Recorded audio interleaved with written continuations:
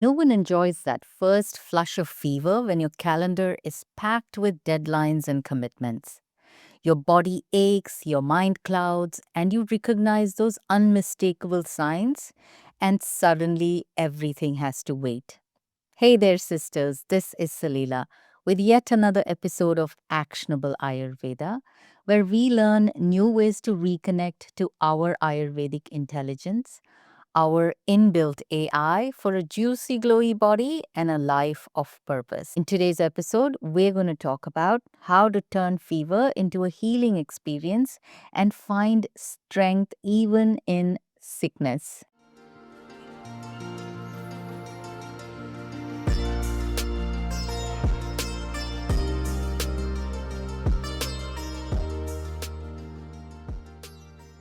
I've been an Ayurveda practitioner for a decade. So let me tell you, fever is one of the most common complaints I see when seasons shift and the weather is unpredictable, especially among busy professional women like you, juggling careers, families, and self care. Now, before I begin, I want to clear that I'm a practitioner whose expertise is in Ayurveda cleansing and managing minor fevers or Navajwara, or new fever as it is called in Ayurveda.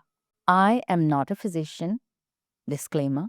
If you're experiencing prolonged fever for over 72 hours, that gets worse or keeps recurring, please speak to a physician. Last March, I caught an infection while traveling back from Bali. And I want to share with you what I learned from that experience of falling sick. That a fever is an opportunity for the body to get even stronger than before, provided you work with the body and not against it. And Ayurveda gives us the tools and insights. So, listen to this episode carefully. You'll walk away with a lot of insights. I will help you identify the signs of fever early so you can take some simple steps that will make a tremendous difference in your recovery time. Today, I'm going to walk you through my own action plan that you can implement immediately because I have broken it down into 5 actionable steps. If you follow it, I know it's going to make a significant difference in how you see fever because these are the exact steps I have used in my own life and have helped my patients take in theirs. Everything I'm recommending is simple to do and completely free. So, no expensive supplements or complicated protocols here. And you will see the great spiritual power behind a fever, how this is an opportunity to cleanse karma and expand into greater strength, both physically and mentally. And if you feel this is too woo woo, stay with me. Things will become clearer as you understand the Vedic philosophy behind it. When you follow this plan, it's going to help you perform better in every aspect of your life.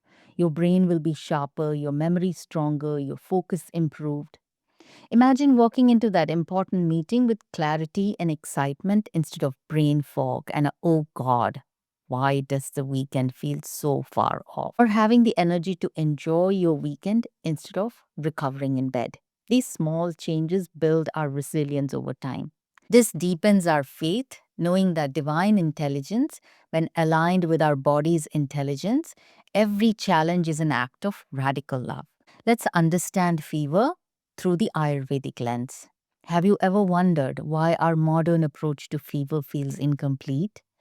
We take medication to reduce temperature, but rarely address why the fever appeared in the first place. In Ayurveda, fever or jwara isn't just an inconvenient symptom. It's your body communicating with you. It's telling you that something fundamental is out of balance.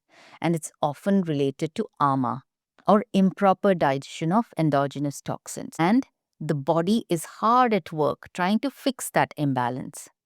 Many of you already know the important role pitta or metabolic fire plays in digestion and assimilation. What we eat breaks down into nourishment for our body cells in the form of nutrients, and the rest is siphoned out of our tissues in the form of elimination or mala, as Ayurveda calls it. A lot of this collects in our gut and it is then flushed out of the body when we use the bathroom and when we sweat. This is a constant process in the body. This process of constant elimination gives our body its Sanskrit term, sharira. that which is eternally cleansing, refreshing, or renewing.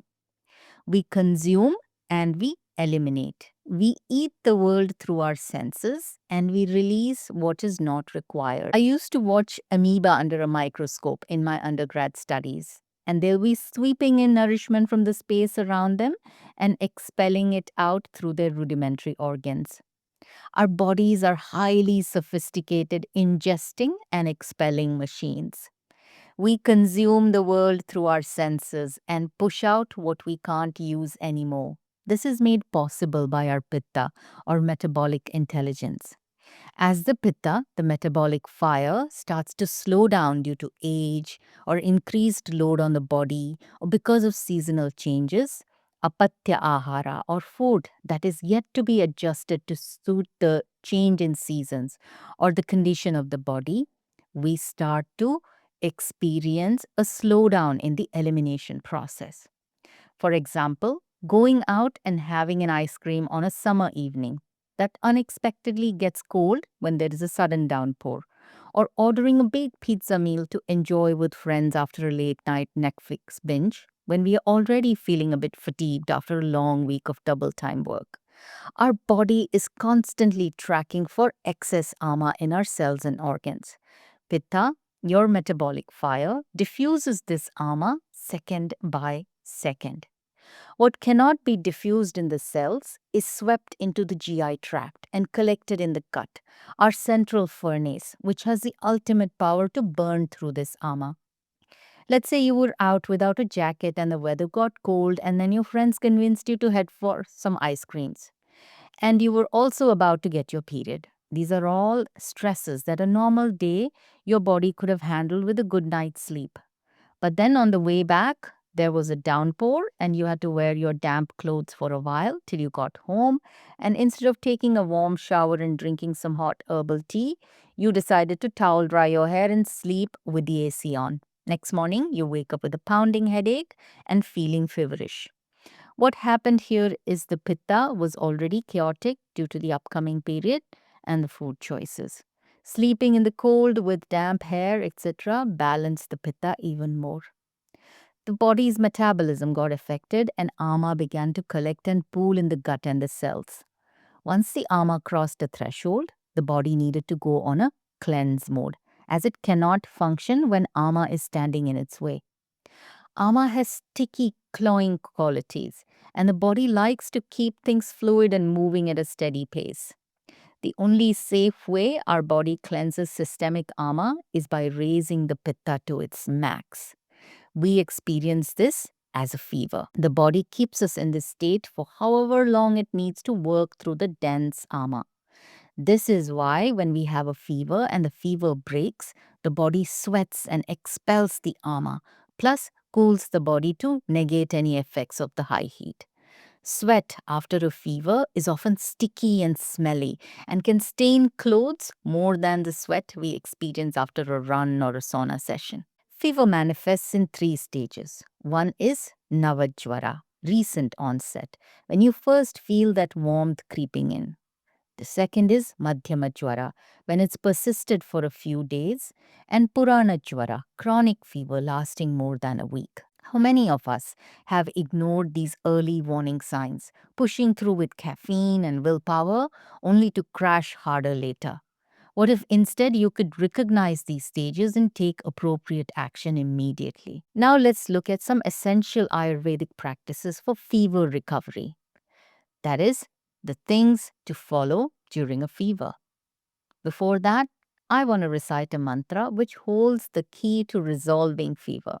If you can remember this mantra, you have the keys to the kingdom. Navajware diva swapna snana bhyanga annamaithunam krodha pravat vyayaman kashayascha vivarjayet. This shloka bathing, oil massaging, heavy foods, and intimacy with a partner.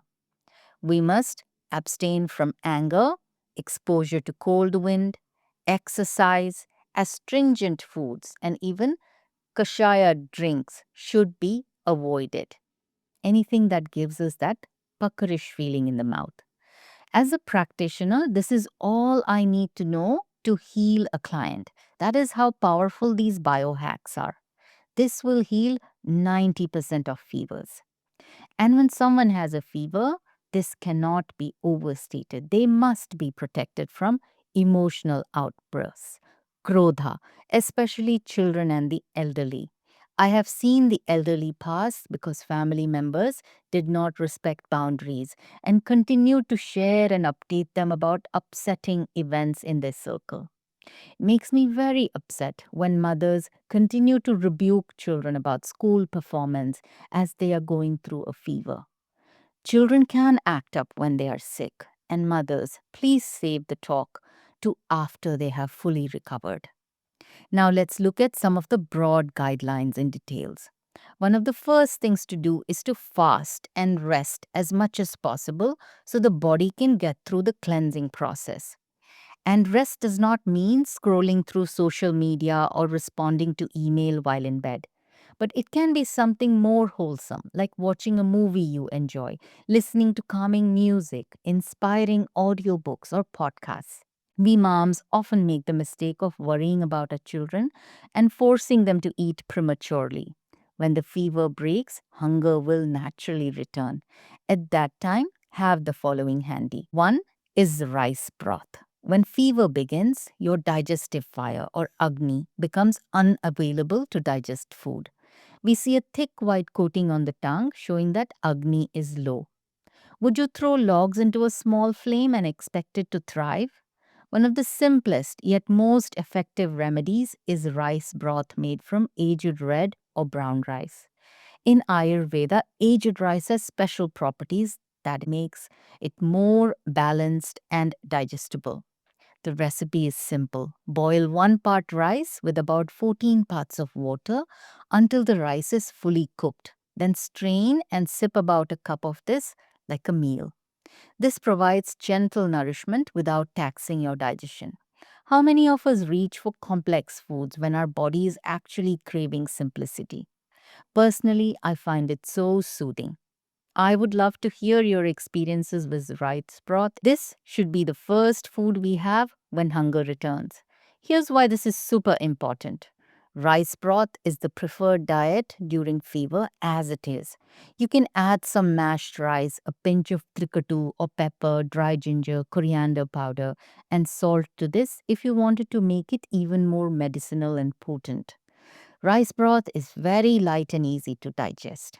It is nourishing, and for this reason, it is even given to pet animals that work hard, like cows, children, the elderly, those who are recuperating from illness or childbirth. Rice broth is actually medicine to improve digestive power.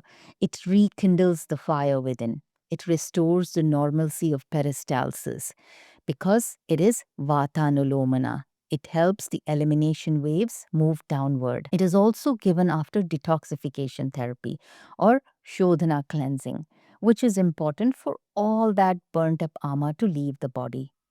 When I have clients doing guided cleanses with me, they have rice broth as a meal to break their fast and to help remove the residual toxins and doshas in the body after detoxification therapy.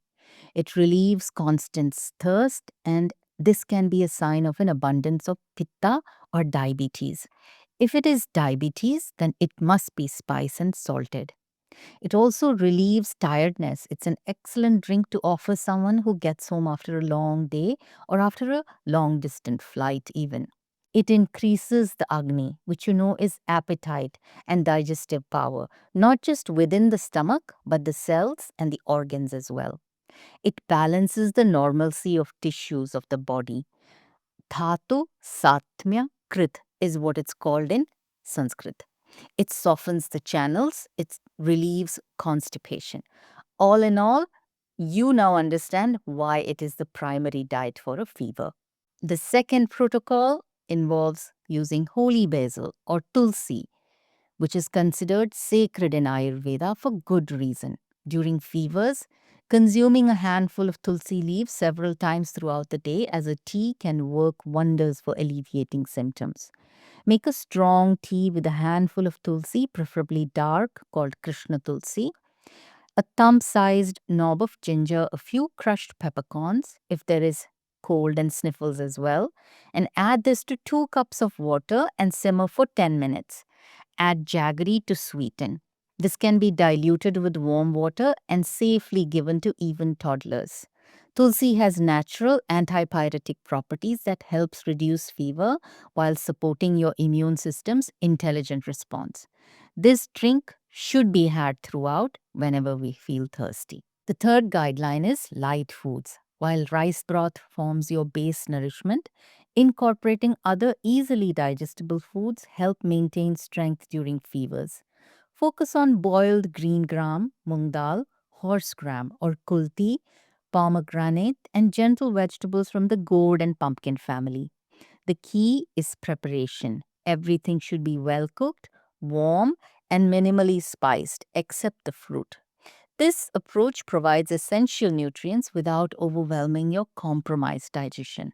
Remember, during fever, less truly is more when it comes to food. Number four is hydration. Proper hydration during fever is crucial.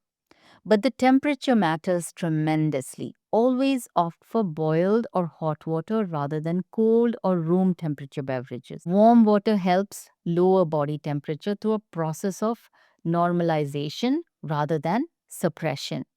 It's counterintuitive to our modern thinking. We often reach for cold drinks when feeling hot. But this ancient approach works with your body's intelligence rather than against it. Gut best tea made with a good pinch of black cumin, coriander, carom seeds in a liter of water, about 4 cups, boiled for about 5 minutes, works great. The idea is to drink something digestible. Even water cooked this way is easier on the digestive system. The fifth guideline is to use things like ginger, garlic, turmeric, pepper, and pipali. These kitchen medicines are powerful allies during fever. Add a small piece of fresh ginger to your rice water or tea and incorporate garlic into very simple broths made of carrots, leeks, celery, kale, and other greens. These enhance digestion and boost immunity through their natural antimicrobial properties. The key is moderation. A small amount goes a long way when your system is sensitive during fever. However, if you're constipated or struggling with a bowel movement, then drop ginger and use garlic instead. Use turmeric and peppers and pipali powders in soup and broth to help the body heal faster. These herbs have potent anti-inflammatory properties. Now let's talk about the things to avoid during a fever. The first guideline is around heavy foods. During fever, it's essential to avoid hot, heavy, oily, and sour foods that can obstruct proper digestion. This includes fried foods, excessive oils, fermented foods, and dairy products like creams and cheeses. Milk cooked down with turmeric can be beneficial to help get your strength back. When your digestive fire is already compromised, introducing these difficult to process foods creates additional burden on your system. Have you noticed how certain foods seem to make fever symptoms worse or even cause a remission? This is precisely why. I recently had a case where a husband and a wife both fell sick at the same time. The wife listened to me and went on an Ayurvedic diet and protocol. She recovered in 48 hours and was out shopping over the weekend. And the husband, he just ordered takeout and stayed sick and in bed for the weekend. I also have clients with babies who tell me that their babies laugh and smile more when they are following the Ayurveda diet protocols during downtimes. Sometimes many people approach sickness with a I don't feel good, so let me have something I love so I can feel better. So they order pizza or ice cream, desserts, and they go downhill faster. The second guideline around avoidances is daytime sleep. Here's something that might surprise you. In Ayurveda, sleeping during daylight hours when you have a fever can actually worsen your condition by dampening digestion and creating additional ama or toxins. Instead, practice gentle restfulness, lying down with your eyes closed, perhaps listening to calming music, but trying to remain conscious. Save deep sleep for nighttime when it will be most restorative for your system. After the fever has broken, as in you're not running a temperature, then take naps to help your body gain strength. This is definitely a tough one as we stay in bed when we run a fever and it's easy to fall asleep. My favorite activity is to rest and listen to books I need to catch up on Audible. Also, go to bed by 6 p.m. or so you get a good night's sleep. The third guideline is around bathing. While modern medicine often recommends cool baths to reduce fever, Ayurveda takes a different approach. Full baths, especially with cold water, can disturb the delicate balance of doshas when you have fever. If you're feeling uncomfortable from the heat, a better approach is applying a cool, damp cloth to your forehead or the back of your neck. This provides relief without shocking your system or driving the fever deeper into your tissues. Take some Rasnadi Churna, which is a medicine you can buy, or pure sandalwood, or even aloe vera. Make a paste with rose water and apply to your forehead, and this will help soothe and cool.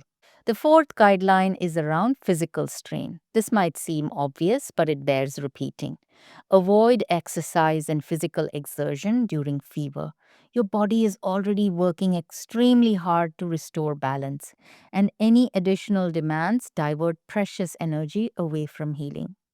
Even light yoga or stretching should be postponed until your fever has completely resolved and your strength has returned.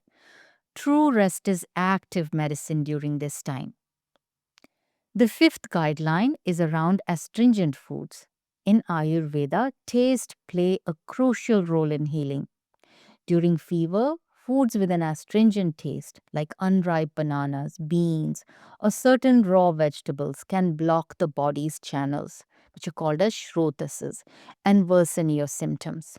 These foods create constriction, which is exactly what we don't want when the body needs open channels for the fever to resolve naturally. Instead, favor sweet, bitter, and slightly pungent tastes that support proper flow. And this is why we eat more of the gourds, the pumpkins, the cucumbers, green beans, carrots, cabbages, and beets. We eat sweeter lentils like mung and grains like rice and barley. Before I share one last powerful insight with you, I want to tell you about one of my patients who I saw last spring. Mira, a 35-year-old tech executive, came to me with recurring fevers that would strike precisely when she couldn't afford to be sick, before product launches or board presentations. Mira lived on espresso shots, grabbed lunch at her desk, and averaged 5 hours of sleep. When we looked deeper at her patterns, we discovered that fevers weren't random. They were her body's desperate attempt to force the rest she wouldn't voluntarily take. We implemented just three changes: a morning warm gut bestie ritual instead of immediate coffee, a 10-minute meditation before bed, and one Saturday of liquid meals like cooked smoothies, juices, broths, and soup. Within a month, her recurring fevers vanished. 3 months later, she reported better decision making and stronger team leadership than before, all because she finally listened to what her body was telling her. Remember, you don't have to do everything I have shared here at once. In fact, trying to implement all these changes simultaneously might feel overwhelming, which is the last thing you need right now. As you consider these recommendations, think about which one resonates the most. Which step could you introduce today? Which might you save for the next week? That's completely okay. What's right for you is unique to your situation. But what I can tell you with confidence is that this approach works. How do I know? I have guided hundreds of patients through these same steps with consistent results. And I am also a human being with the same pressures as you.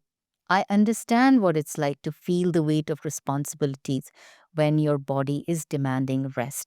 Thank you for joining me on yet another episode of Actionable Ayurveda. If this episode resonated with you, please share it with someone who might benefit. Until next time, remember that your body's wisdom is always speaking, and learning to listen is one of the greatest gifts you can give yourself. Bye for now.